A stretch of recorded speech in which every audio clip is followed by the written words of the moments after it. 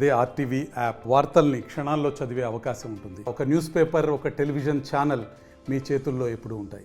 NDA ప్రభుత్వం గౌరవ ముఖ్యమంత్రి చంద్రబాబు నాయుడు గారి నాయకత్వంలో, పవన్ కళ్యాణ్ గారి నాయకత్వంలో ఏర్పాటై 100 రోజులు దాటిన సందర్భంగా ప్రజలు ఎక్కడ చూసినా కూడా ఈ ప్రభుత్వం పట్ల ఒక సానుకూల స్పందనను వెలుబుచ్చుతున్నారు. 100 రోజుల్లోనే ఈ ప్రభుత్వం పేదల కోసం, ప్రజల కోసం అనేక సంక్షేమ పథకాలు మాట ఇచ్చినట్టుగా నెరవేర్చి వాటిని సక్రమంగా, సమర్థవంతంగా అమలు చేస్తూ ప్రజల్లో మన్నలను కొనుక్కుంది.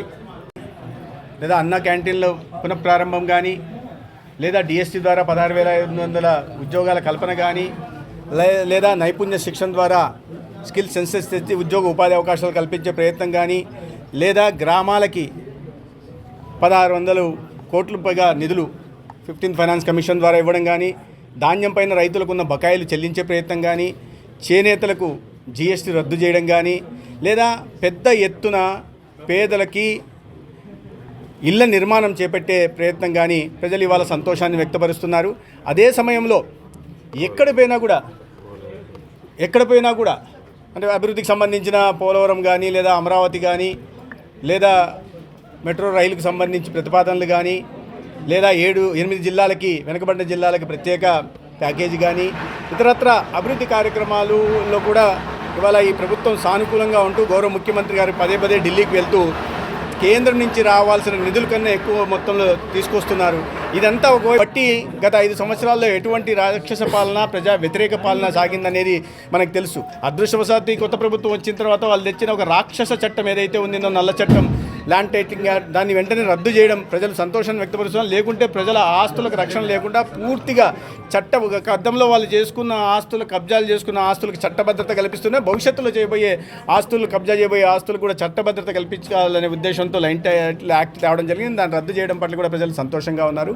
ఈ రకంగా కూడా విలేజ్ హెల్త్ క్లినిక్లు 12,000 కట్టాల్సి ఉంటే కట్టింది 3,000 మాత్రమే.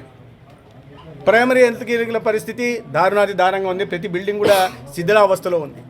ఎక్కడ కూడా డాక్టర్లు సరైన సంఖ్యలో లేదు, పారామెడిక్స్ కానీ, నర్సింగ్ స్టాఫ్ కానీ లేరు.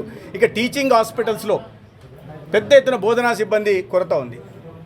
ఏవి ఆలోచించకుండా అరకొర పనులు చేసేసి దొడ్డిదారిన అనుమతులు తీసుకొచ్చి కొన్ని కళాశాలలు ప్రారంభించారు. ఉదాహరణకు రాజమండ్రి కళాశాల గత సంవత్సరం ప్రారంభమైంది. ఇవాళ రివ్యూ చేస్తే 95 మంది స్పెషాలిటీ బోధనా సిబ్బంది ఉండాల్సి వస్తే కేవలం 7 మంది ఉన్నారు. ఏ రకంగా బోధన చెప్పాలి? ఆయన పదే చెప్తుంటారు ఏదో విప్లవాత్మక మార్పులు తెచ్చారో చెప్పాల్సింది. అంతెందుకు రాష్ట్రంలో మిగతా కళాశాలల గురించి వదిలేస్తే పులివెంద కళాశాల గురించే మాట్లాడుకుంటే, సాక్షాత్ గతంలో ముఖ్యమంత్రిగా ఉంటున్న జగన్మోహన్ రెడ్డి గారు సొంత నియోజకవర్గంలో జగన్మోహన్ రెడ్డి గారు చేయాల్సిన పని ఏంటి? కనీసం పులివెందుల కళాశాల మీద అందరూ దృష్టి పెట్టిండాలి. 600 కోట్లు, 500 కోట్లు ఖర్చు పెట్టాల్సిన ఆదోనికి 70 కోట్లు, మదనపల్లికి 76 కోట్లు, పాడేరుకి 72 కోట్లు, ఇది మాత్రమే ఖర్చు పెట్టారు. కానీ పులివెందుల మీద దృష్టి పెట్టారా అంటే ఇవాళ ఆసుపత్రి నిర్మాణం జరిగింది, కళాశాల నిర్మాణం జరగలే. మీ అందరికీ తెలిసింది, నేను మీడియా కొత్త చెప్పనవసరం లే. హాస్టళ్ల నిర్మాణం జరగలే, కానీ తరగతులు ప్రారంభం కాలేదంటారు. మొదలుపెట్టింది వాళ్ళు బకాయిలు చెల్లించకపోవడం వల్ల కాంట్రాక్టర్లు గత సంవత్సరం జూలైలోనే వెనక్కి వెళ్ళిపోయారు. పనులు ముందుకు సాగలేదు. ఈ ప్రభుత్వం వచ్చింది జూన్ నెలలో. జూలై 24వ తేదీ నేషనల్ మెడికల్ కౌన్సిల్ ఇన్స్పెక్షన్కి వచ్చింది పులివెందులతో సహా.